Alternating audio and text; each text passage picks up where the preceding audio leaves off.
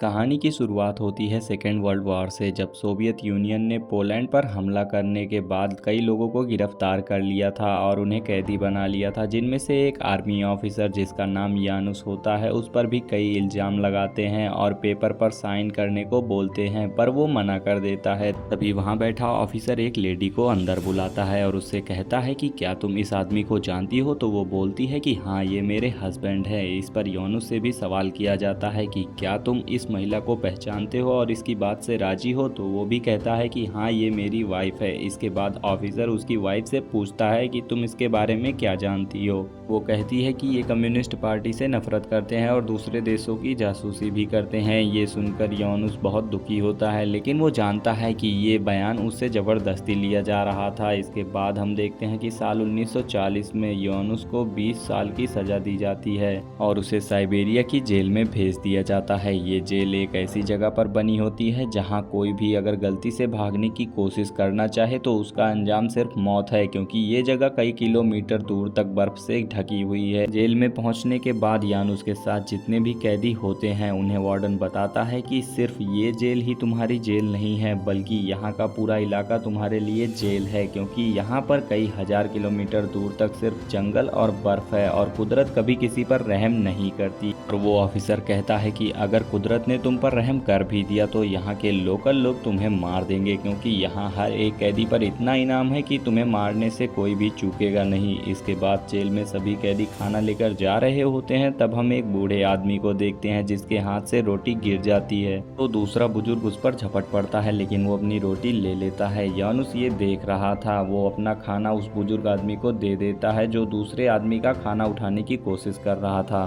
थोड़ी देर बाद यानुस के पास एक आदमी आता है और उससे पूछता है कि तुम्हें कितने साल की सजा हुई है। यानुस बोलता है कि मुझे 20 साल की सजा हुई है। यही सवाल जब उसने उस आदमी से किया तो वो कहता है कि मुझे 10 साल की सजा हुई। यानुस ने उसका रीजन पूछा तो वो बताता है कि मैं एक एक्टर था, मैंने जिस रोल को प्ले किया था उसमें मैंने उस कैरेक्टर को काफ़ी ज़्यादा अमीर दिखा दिया था। यानुस बोलता है कि एक्टिंग के लिए 10 साल की सज़ा कौन देता है। तभी वो आदमी कहता है कि यहाँ ऐसा ही होता है। यानुस उससे सवाल करता है कि क्या आज तक कोई इस जेल से भाग पाया है। तो वो कहता है कि नहीं, और अगर तुम भागने के बारे में सोच रहे हो तो कोशिश भी मत करना, क्योंकि तुम मार दिए जाओगे। इस जेल में बहुत सारे कैदी ऐसे होते हैं जो अलग अलग देशों से होते हैं, जिनमें क्रिमिनल्स और सीरियल किलर्स भी शामिल हैं। कुछ दिन गुजरते हैं। वो एक्टर यानुस को एक रास्ता दिखाता है और कहता है कि यही यहाँ से भागने का रास्ता है। मैं बहुत दिनों से तुम जैसे एक साथी की तलाश कर रहा था जिसके अंदर हिम्मत हो और यहाँ से भाग सके। यानुस बोलता है कि हम यहाँ से आगे जाएंगे कैसे, चारों तरफ तो सोवियत यूनियन है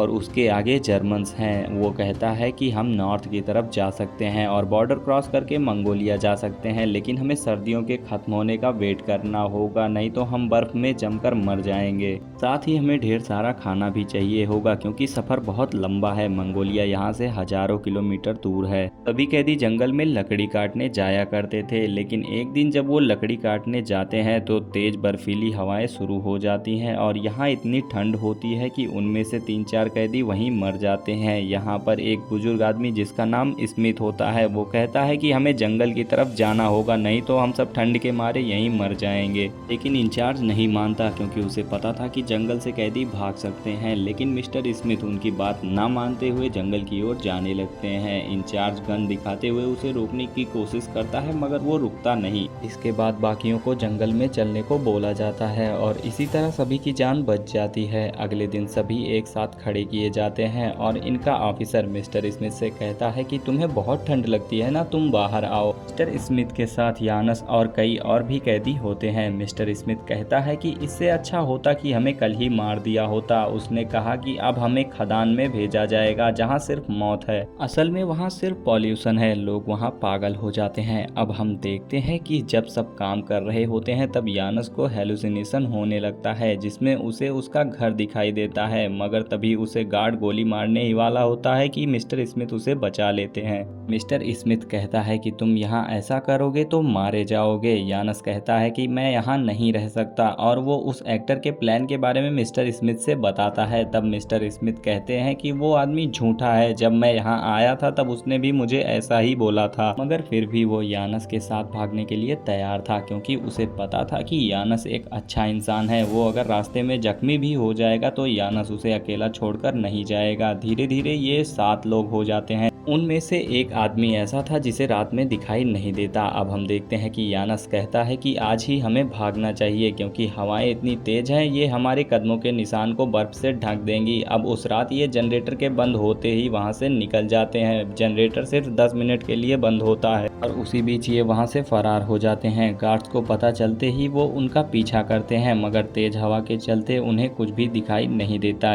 यानस क्रिमिनल से उसका चाकू लेकर पेड़ की छाल से मुखौटा बना लेता है ताकि उनके चेहरे ठंडी हवा से बचे रहें। अब सभी मुखौटे पहनकर निकल जाते हैं। पूरी रात चलने के बाद वो सुबह साइबेरिया की जेल से बहुत दूर निकल जाते हैं। इसके बाद सभी रुककर अपने खाने को देखते हैं, जो कि कुछ ही हफ्तों का राशन था और इनका सफर बहुत लंबा था। इसके बाद सभी आगे बढ़ना शुरू कर देते हैं। ये सभी नॉर्थ की ओर बढ़ते हैं क्योंकि इन्हें मंगोलिया पहुंचना है। अब रात में सभी खाना मांगते हैं, तभी क्रिमिनल उन्हें गांव चल के खाना लूटने को कहता है, लेकिन सभी लोग मना कर देते हैं क्योंकि अगर गलती से भी किसी ने पुलिस को इन्फॉर्म कर दिया तो ये लोग मार दिए जाएंगे। यानस सभी से ढेर सारी लकड़ियां इकट्ठा करने को बोलता है ताकि वो ठंड से बचे रहें, मगर इनमें से एक आदमी जो रात को नहीं देख पाता है वो लकड़ियां लाते समय भटक जाता है। सब वापस आते हैं तो देखते हैं कि एक आदमी कम है। असल में इन्हें पता नहीं होता कि वो रात में नहीं देख सकता। फिर सभी उसे ढूंढने जाते हैं मगर वो इन्हें मिलता ही नहीं। सुबह होने पर वो आदमी इनसे थोड़ी ही दूर पर बैठा होता है, मगर वो जमकर मर चुका था। सभी उसे वहीं दफनाकर आगे का रास्ता तय करते हैं। इन्हें चलते चलते कई दिन हो चुके थे।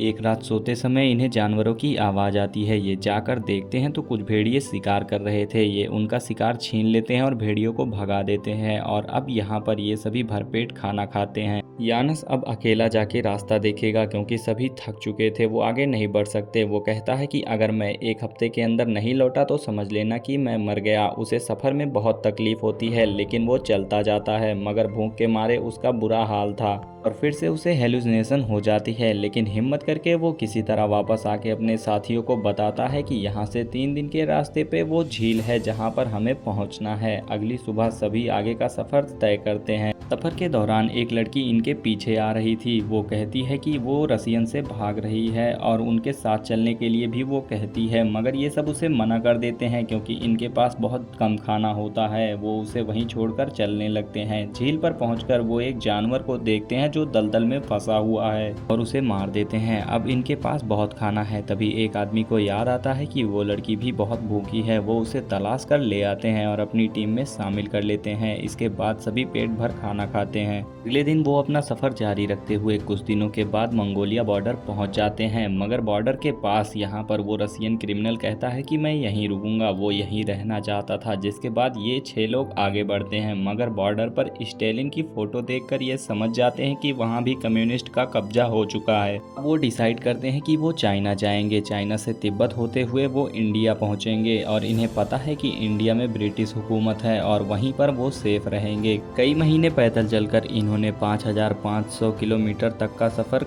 तय कर दिया था। अब ये इंडिया जाना चाहते थे, मगर इंडिया जाना इतना भी आसान नहीं क्योंकि इंडिया जाने से पहले इन्हें हिमालयन माउंटेन पार करना होगा। अब रेगिस्तान में चलते हुए यहाँ पर मिस्टर स्मिथ को एक पेड़ दिखाई देता है, लेकिन पास जाने के बाद उन्हें वहाँ पर एक कुआं मिलता है जिससे सभी लोग अपनी प्यास बुझाते हैं क्योंकि रेगिस्तान में चलते चलते वो एकदम से थक चुके थे और हार मानने वाले थे। सभी लोग पानी पीकर और अपने साथ जितना पानी हो सकता था भरकर इंडिया की तरफ बढ़ने लगते हैं। आगे बढ़ते ही इन्हें एक रेगिस्तान मिलता है। वहाँ पर तूफानों का सामना करके ये लोग आगे बढ़ते हैं। तभी लड़की बेहोश हो जाती है और गिर जाती है। उसका पैर देखने पे यहाँ पर इन्हें पता चलता है कि वो बहुत सूजा हुआ था, पर फिर भी वो हिम्मत करती है और आगे बढ़ती है, मगर वो इसे बर्दाश्त नहीं कर पाती और सफ़र में ही दम तोड़ देती है। ये लोग उसे दफना देते हैं और ना चाहते हुए भी धीरे धीरे आगे बढ़ते हैं। मगर इसी बीच एक और आदमी की भी मौत हो जाती है। अब ये सिर्फ 4 बचे होते हैं और इनके पास ना तो खाना था ना ही पानी, और कुछ ही दूर पर पहाड़ दिखाई देने लगते हैं, जिसका मतलब रेगिस्तान खत्म होने वाला है। मगर यहाँ पर मिस्टर स्मिथ बहुत बेहाल हो चुके थे, उनकी हालत बहुत ख़राब हो चुकी थी। यहाँ पर वो उसे कहते हैं कि मुझे छोड़कर तुम लोग आगे की ओर चले जाओ, लेकिन यहाँ पर यूनुस कहता है कि मैं नहीं जाऊँगा। वो बाकी दोनों को आगे जाकर पानी ढूंढने को कहता है और मिस्टर स्मिथ को लेकर धीरे धीरे उनकी तरफ आता है और थोड़ी देर बाद उनके पास पहुंच जाता है। सुबह इन्हें एक सांप दिखाई देता है जिसे खाकर ये अपनी भूख मिटाना चाहते थे, लेकिन उसका पीछा करते वक्त इन्हें चट्टान के पास पानी दिखाई देता है, जिसे पानी पीकर वो अपनी प्यास बुझाते हैं। साथ ही वो उस सांप का पीछा करके उसे भी पकड़कर मार लेते हैं और अपनी भूख मिटा देते हैं। यानुस मिस्टर स्मिथ से कहता है कि वो किसी भी हाल में अपनी बीवी से मिलना चाहता है, क्योंकि उससे जबरदस्ती गवाही दिलवाई गई थी, जिस वजह से वो अपने आप को आज भी गिल्टी मानती होगी। अब खाने से उन्हें एनर्जी भी मिल चुकी थी, जिस वजह से अगली सुबह वो उठकर कई 100 किलोमीटर चलकर ग्रेट वॉल ऑफ चाइना पहुंच जाते हैं। मगर वो वहां रुकते नहीं, क्योंकि चाइना में जापान से युद्ध चल रहा था और इसीलिए वो तिब्बत की ओर बढ़ते हैं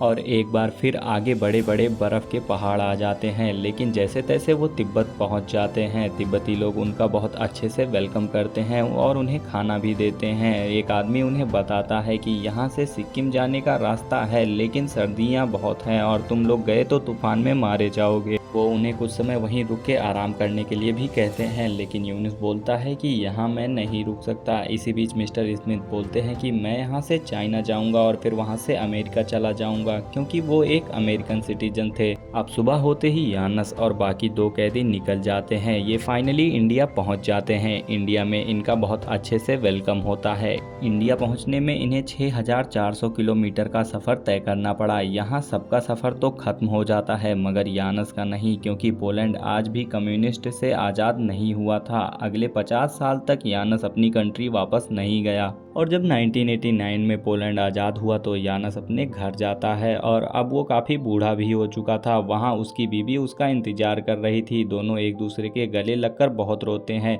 ये थी एक सच्ची घटना पर आधारित कहानी। ऐसी ही रोमांचक कहानियों के लिए हमारे चैनल को सब्सक्राइब करें और वीडियो को लाइक करें। मिलते हैं अगली वीडियो में।